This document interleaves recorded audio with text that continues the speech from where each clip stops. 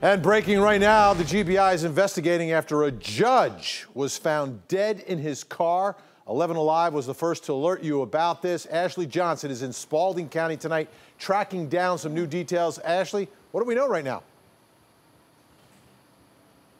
Well, Vinny, the scene cleared out about an hour ago where Judge William Johnston was found dead inside his car here at Jewel Drive and Pearl Circle in Griffin, just a few miles away from his home. We're told Judge Johnston left his home Monday evening to meet a client in Lamar County. Then when his family didn't hear from him this morning, they called police. Police began looking for him and reached out to the GBI for help. The GBI says shortly after 5 this evening, he was found dead. I did find Johnston's bio on JohnstonOwen.com. He's the municipal court judge in the city of Griffin and general counsel for the Peace Officers Annuity and Benefit Fund, the Spalding County Board of Health, and the Butts County Board of Assessors. His bio also says he had extensive trial experience in the Georgia Supreme Court. Johnston leaves behind his wife, a daughter, and son. We still are trying to dig into details as to cause of death. We don't know that at this moment.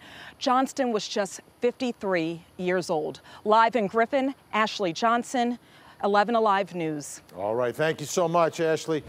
Police across the country are trying to stop the so-called Paintball Wars. It was supposed to be an alternative to gun violence, but now it's turning deadly in some cases. Here in Atlanta, the Paintball Wars played a role in the death of a 3-year-old boy shot and killed in the back seat of his mother's car. Natisha Lance spoke to the 3-year-old's family today. Natisha, what are they saying about all this?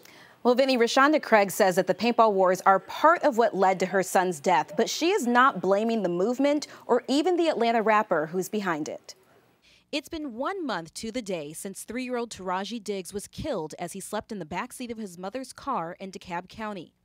A 15-year-old has been charged with felony murder and aggravated assault for firing the deadly shot from a Texaco gas station from the corners of Eastland and Boulder Crest Roads. Taraji's parents came face-to-face with the boy for the first time in court yesterday. It was very hard because he took my son's life.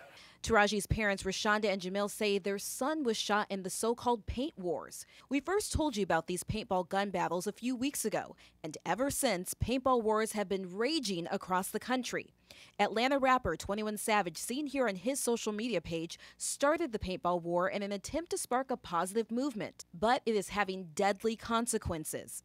In North Carolina, police believe the paintball wars is tied to the shooting death of a 19-year-old. In Milwaukee, police say they have responded to 65 paintball incidents in just 4 days. One person there was hit in the eye.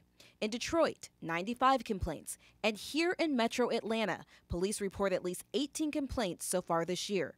Taraji's parents are not blaming the movement or 21 Savage, who, by the way, paid for Taraji's funeral. It's not like 21 Savage started the paintball to start trouble. But instead, they are putting all the blame on the young man police say killed their son. He took our child, and he's still living, he's still breathing. We'll never get our child back.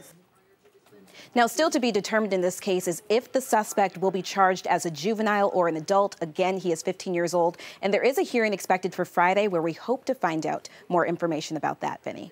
All right, thanks so much, Natisha. Now it's time for your speed feed, and Ron, more trouble for Delta tonight. Yeah, that's right, Vinny. Less than an hour ago, a Delta flight was forced to turn around and return back here to Atlanta. The FAA says Delta Flight 64 was headed to Rome, Italy from Atlanta when the pilot reported a mechanical problem, and you can see the exact point when the Airbus A333 turned around right there on the website, Flight Tracker. So here's a live look right now at Hartsfield-Jackson International Airport. We just checked with Delta, and they tell us the flight landed safely and is now being inspected by a maintenance crew as we speak. Tonight, police are searching for clues after a violent crime, and it was all caught on Facebook Live. Watch. Bro! Somebody just stole my car! Jedediah Brown was broadcasting live from a parking lot. This was right there in College Park when a man came up from behind him and shoved a gun in his back and then took off in his car. Brown says police have yet to find that car, and so far the only lead that they have is that Facebook Live video. With summer right around the corner, beware of the bugs out there, folks. The CDC is reporting illnesses from mosquito, tick, and flea bites have tripled in the U.S. in recent years. Diseases like Zika, West Nile, and Lyme are all being linked to bites from the bugs. The report says the U.S. needs to prepare for a potential public health threat and is calling for more funding for state and local health departments. Border Patrol agents in Texas confiscate the cutest bit of contraband. Look at it right here. 3 suspects ditched a black duffel bag after a botched attempt to make it across the southern border, and it was a tiger cub inside. That's not a toy there, folks. The little guy was taken to Gladys Porter Zoo and is doing just fine. Now to a story we've all been digging in all day long, now hiring. MARTA police say they desperately need to fill dozens of positions, and it's got to be done before the Super Bowl.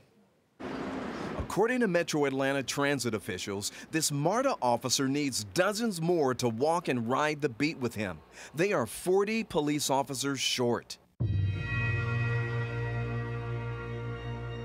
This highly produced recruiting video encourages potential recruits to sign up now.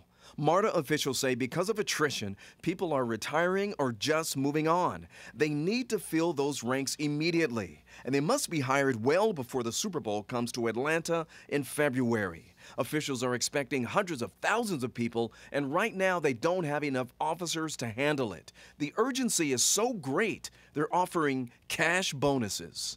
They say qualified applicants can make more than $36,000 a year, up to more than $56K. And there's signing bonuses of $1,000 and $3,000. Those signing bonuses are based on experience. That's a good number. I feel like it's too much of a risk for me.